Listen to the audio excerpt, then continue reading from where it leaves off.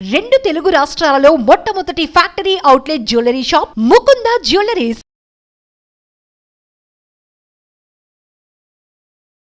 నమస్కారం, సుమన్ టీవీకి స్వాగతం.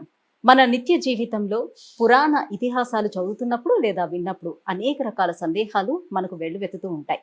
అటువంటి ధర్మబద్ధమైనటువంటి సందేహాలను కొన్నిటిని నివృత్తి చేసేందుకు ఇవాళ మనతో పాటు ఉన్నారు భారతీయ తీర్థ పురస్కార గ్రహీత, తత్వం చారిటబుల్ ట్రస్ట్ వ్యవస్థాపకులు బ్రహ్మశ్రీ పసర్లపాటి శ్రీనివాస బంగారయ్య శర్మ గారు. నమస్కారం గురుగారు. నమస్తే అమ్మా. గురుగారు, ఇవాల్టి మా ధర్మ సందేహం ఏంటంటే, చతుర్వేదాలనే విభజించి అష్టాదశ పురాణాలను మనకు అందించినటువంటి వ్యాస మహర్షిని సాక్షాత్తు ఆ పరమేశ్వరుడు కాశీలో ఎందుకు శపించాడు, ఎందుకు వ్యాసుడు కాశీని వదిలిపెట్టి వెళ్లాల్సి వచ్చింది అని. ఈ కథలో ఒక గొప్పతనం ఉందమ్మా. ఏమిటి అంటే, చతుర్వేదాలని విభజించిన, అష్టాదశ పురాణాలని అందించిన, ఎన్ని చేసినా మనిషి లోపల ఉండేటటువంటి స్వతసిద్ధమైనటువంటి కామక్రోధ లోభమోహ మదమాత్సర్యాల్ని జయించడం చాలా కష్టం. ఇవి జయించకపోతే మీరు అష్టాదశ పురాణాలు చదవడం కాదు, రాసిన వాడికే తప్పదు. వేదాల్ని విభజించిన వాడికే కాదు, వేదం చదువుకునేవాడు కాదు, విభజించిన వాడికైనా శివ ఆగ్రహము అనేది తప్పదు.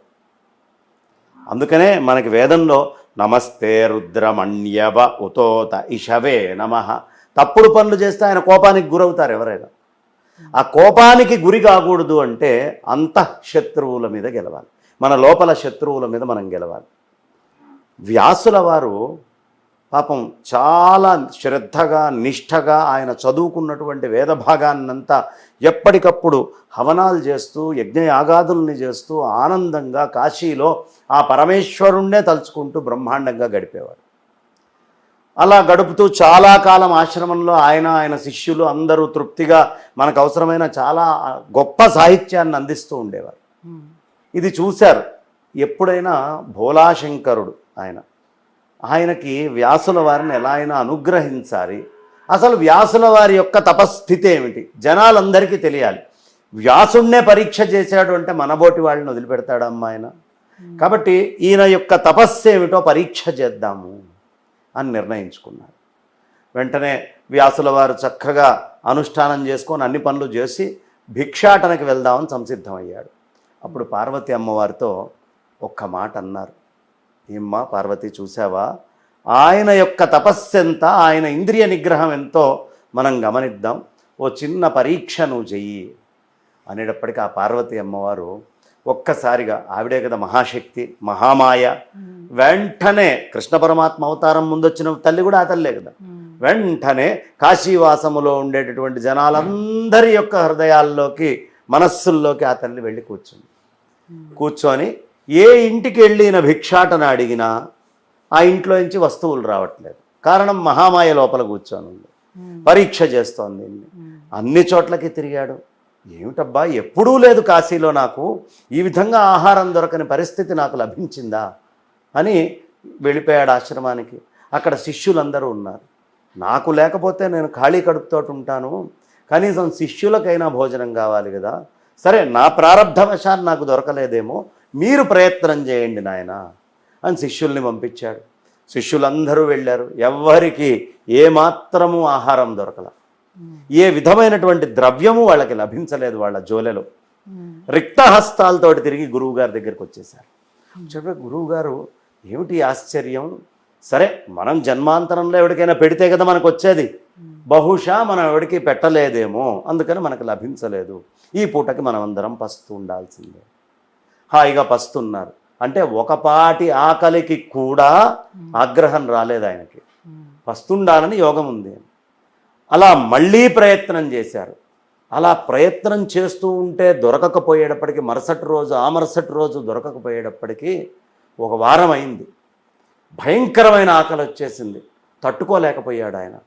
తట్టుకోలేక ఇక ఒక్కసారిగా ఆయన చేతిలో ఉన్న భిక్షపాత్రం తీసుకొని నేల మీద గట్టికి కొట్టేటప్పటికి అది బద్దలైపోయింది. ఇంత కోపం వచ్చిందయ్యా అంటే, అసలు ఈ కాశీలో ఉండేటటువంటి జనములంతా కూడా ఇంత మూర్ఖంగా తయారయ్యారు, వీళ్ళ దగ్గర 3 దోషాలు ఉన్నాయి, ఈ 3 వాళ్ళని దోషం కింద తీసుకొని వస్తున్నాయి.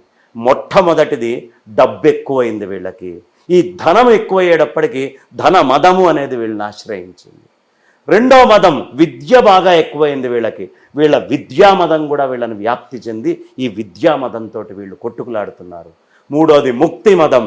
వీళ్ళకి మేము గొప్ప జ్ఞానులము, ముక్తితోటి ఉన్నాము అని, మా అంత జ్ఞానే అవతలవాడు అని పట్టించుకోకపోవడం వల్ల కదా వీడు భిక్ష ఇవ్వండి. వీడికి ముక్తి అంటే తపస్సుకు సంబంధించినటువంటి ఇది మదం ఎక్కువైంది. కాబట్టి ఈ 3 మదాలు పోవాలంటే 3 మదాలు ఉన్నాయి కాబట్టి 3 తరాల దాకా ఈ కాశీలో 3 తరాల దాకా ఏ ఒక్కడికి కూడా విద్య అనేటటువంటిది ఉండడానికి వీల్లేదు, ధనము అనేటటువంటిది ఉండడానికి వీల్లేదు, ముక్తి గురించిన ఆలోచన వీళ్ళకి రాకూడదు అని చెప్పి శపించడానికి సంసిద్ధమయ్యాడు. వెంటనే మరి మహా కరుణ కదా, అసలు తల్లి అంటేనే కరుణ. ఆమె చేసినటువంటి పనికి కాశీవాసులు ఇబ్బంది పడితే ఆ తల్లి భరించలేదు. వెంటనే ఆ తల్లి ఒక ముత్తైదువు పండు ముత్తైదువు వేషంలో అలా నడుచుకుంటూ వచ్చింది. వచ్చేటప్పటికి ఆ తల్లి ఎలా ఉందయ్యా అంటే, ఆ తామర ఆకులు ఉంటాయి చూసే అమ్మ, రెక్కలు, తామర రెక్కల లాంటి కళ్ళట, కమలలోచన. అబ్బా ఏమి అందంగా ఉందో ఆమె రూపము. ఆ పండు రూపం చూసి ముగ్ధుడయ్యాడు. శపించాలనుకుండేవాడు కూడా శపించే పరిస్థితుల్లో ఉన్నా అని మర్చిపోయేంత దివ్య సుందర విగ్రహం ఆ రూపం ఆ తల్లిది. అలాంటి రూపంతో ఆ తల్లి కనిపించింది. నాయనా వ్యాస, నీకు భోజనం దొరక్కపోతే అది నీ కర్మ ప్రారంధం అవుతుంది, కానీ ఈ కాశీవాసులందరినీ ఎందుకు శపిస్తున్నావయ్యా? నువ్వు పెడితేనే కదా నీకు లభించేది, నువ్వు పెట్టక నీకు లభించలేదేమో. అయినా ఆహారం దొరకపోతే అంత క్రోధం పనికిరాదు నాయన, కొంచెం కోపం తగ్గించుకో, కోపము అనేటటువంటిది ఉండడానికి వీల్లేదు అని చెప్పి ఆ తల్లి చెప్పేటప్పటికీ, అమ్మ నిన్ను చూస్తుంటేనే ఎక్కడ లేని ఆనందం కలుగుతోంది నాకు, నా మనస్సు చాలా ఉపశమించింది, ఇప్పుడు కోపం అనేది చాలా మటుకు తగ్గిపోయింది, తప్పకుండా ఏం చేయమంటావో చెప్పమ్మా, నాతోటి రానాయన అని చెప్పి ఆయనకి ఆయన శిష్యులకి అందరికీ కూడా తరచి తరచి తరచి తరచి వాళ్ళకి ఇష్టమైన మృష్టాన్న భోజనం అంతా కూడా పెట్టింది. కానీ కాశీని శపించటం అనే సాహసం చేయటము చాలా పొరపాటు. ఎవ్వరూ కాశీని శపించకూడదు. కాశీని శపించడమే కాదు, ఎవరికైనా కోపం ఎక్కువగా ఉండి ఎదుటి వాళ్ళని తిట్టే ఉద్దేశం ఉంటే వాడు కాశీ వెళ్ళి వృధా, వాడు విశ్వేశ్వరుడికి కోపానికే పాత్రుడవుతాడు, విశ్వేశ్వర శాపానికి పాత్రుడవుతాడు. కాశీవాసులతోటి చాలా జాగ్రత్తగా మాట్లాడాలి, కాశీవాసుల మీద మన కోపం చూపించకూడదు అనే ఉదాహరణ అందరికీ తెలియపరుస్తున్నాడు. కాబట్టి కాశీకి దయ ఉంచి ఎవరైనా కోపం ఉంటే వెళ్ళకండి. కాశీకి దయ ఉంచి క్రోధాన్ని నేను అంచుకోలేను, పక్కవాడిని వంకబెడుతూ కూర్చుంటా అనేవాడికి కాశీ అక్కర్లేదు. వ్యాసుడైనా సరే వాడు. అందుకని పరమేశ్వరుడు కాశీని శపించబోయడానికి సిద్ధమైనటువంటి ఈయనని, నాయనా నువ్వు కాశీలో ఉండడానికి పనికిరావు అని శపించాడు. ఒక్కసారి తప్పు తెలుసుకున్నాడు, ఆకలి తీరింది, మృష్టాన్నం వచ్చింది, మనస్సు పార్వతీ అమ్మవారి యొక్క ఆహారం వల్ల, ఆ అన్నపూర్ణాదేవి పెట్టినటువంటి ఆహారం వల్ల కడుపు నిండి మళ్ళీ భక్తి జ్ఞానాలు ఆయనలో వచ్చినాయి.